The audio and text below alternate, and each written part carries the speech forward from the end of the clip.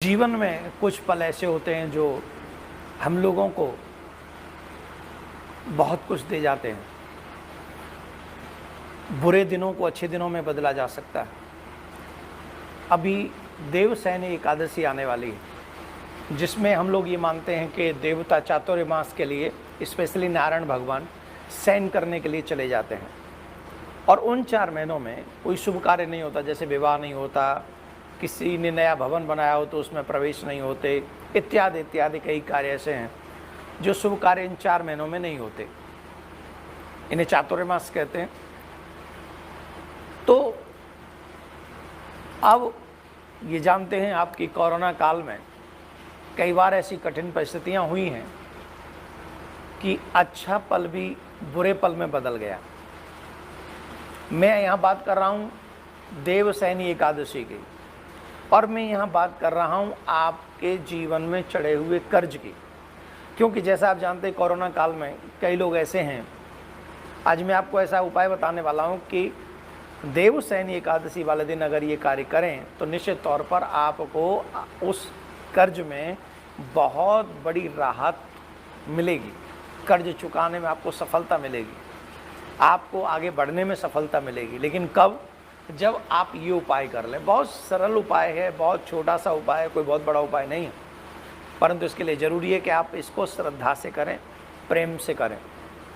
तो कोरोना काल में कईयों की नौकरी चली गई, कोरोना काल में कईयों का बिजनेस ठप हो गया, कईयों ने लोन लेके अपनी कोई बिजनेस प्रारंभ की थी, लेकिन अब जो बिजनेस ही नहीं चला तो वो लोन भी है, ऊपर से ब्याज भी चढ़ रहा है और काम चल नहीं रहा। तो ऐसी कई समस्याएँ हैं जिनसे निजात पाने के लिए हमें देवताओं की कृपा की आवश्यकता होती है। अगर देवता कृपा कर दें तो बहुत आसानी से कहीं ना कहीं वो चीज़ें हमारी फेवर में आ जाती हैं और वो चीज़ें हम कर पाते हैं जो हम चाहते हैं। तो आपको करना क्या है? देवसैनी एकादशी के दिन आपको व्रत तो रखना ही है, साथ में आप जाइए पीपल के पास और मीठा जल लेकर उसमें कोई भी मीठी वस्तु मिलाकर, शहद मिला लीजिए, बूरा मिला लीजिए, शक्कर मिला लीजिए, वो मिलाकर पीपल को चढ़ाना है, मीठा जल। और शाम को पीपल के नीचे दीपक जलाना चाहिए। कहते एकादशी के दिन, शनिवार के दिन स्वयं लक्ष्मी नारायण भगवान वहाँ वास करते हैं। तो आप शाम को दीपक जला कर आएंगे, घी का दीपक जलाएंगे, तो निश्चित आपको आपके कर्ज चुकाने में राहत महसूस होगी।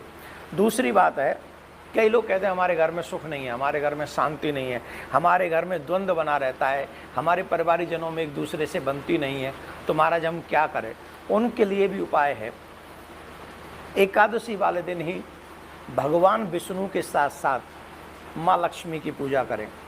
विष्णु यंत्र को अपने घर में धारण कराएं, विराजमान कराएं और उनकी पूजा करें।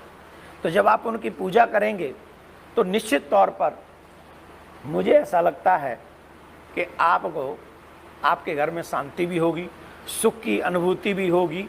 और आप उस समय पूजा करते समय, भगवान की, नारायण की पूजा करते समय ये प्रार्थना करें कि हमारे घर में सुख, संपत्ति, समृद्धि बनी रहे और हमारे घर में जितनी भी नेगेटिव एनर्जी हैं वो समाप्त हो जाएं, पॉजिटिव एनर्जी हमारे घर में आए। ऐसी प्रार्थना करके लक्ष्मी नारायण की पूजा करें। इससे आपके घर में, आपके परिवारजनों में जो क्लेश, जो द्वंद्व है वो शांत होगा। तीसरी एक और बात मैं आपको बता दूं, काफ़ी लोग इन दिनों में आर्थिक संकट से जूझ रहे हैं। उनको लग रहा है अब हम क्या करें? तो वैसे तो ये आपको उपाय हर एक एकादशी के दिन करना चाहिए, पर देवसैनी एकादशी विशेष है, तो इस दिन आपको क्या करना चाहिए? लक्ष्मी नारायण की पूजा करनी चाहिए। और लक्ष्मी नारायण की पूजा के साथ साथ भगवान को पीली, विष्णु भगवान को पीली वस्तु का भोग लगाएं और लक्ष्मी माँ को खीर का भोग लगाएं। तो इससे आप जो चाहते हैं वो भी प्राप्त होगा।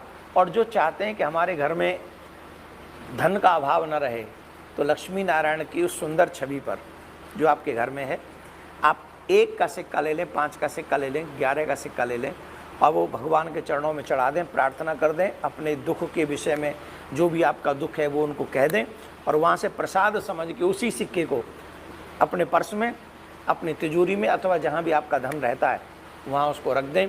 तो आपको अनुभव होने लगेगा कुछ ही दिनों में कि आपकी समस्याएं धीरे धीरे कम हो रही हैं, लक्ष्मी नारायण कृपा कर रहे हैं। लेकिन इन बातों को आप स्वयं करें, लेकिन ध्यान रखें विश्वास के साथ करें। और जिन जिन को भी आप चाहते हैं, पहले देवशयनी एकादशी से पहले पहले आप इस वीडियो को अपने लोगों तक पहुंचा दें, आप सुन लें और शयनी एकादशी वाले दिन ये उपाय करें तो ये क्रांतिकारी बदलाव आपके जीवन में आएगा।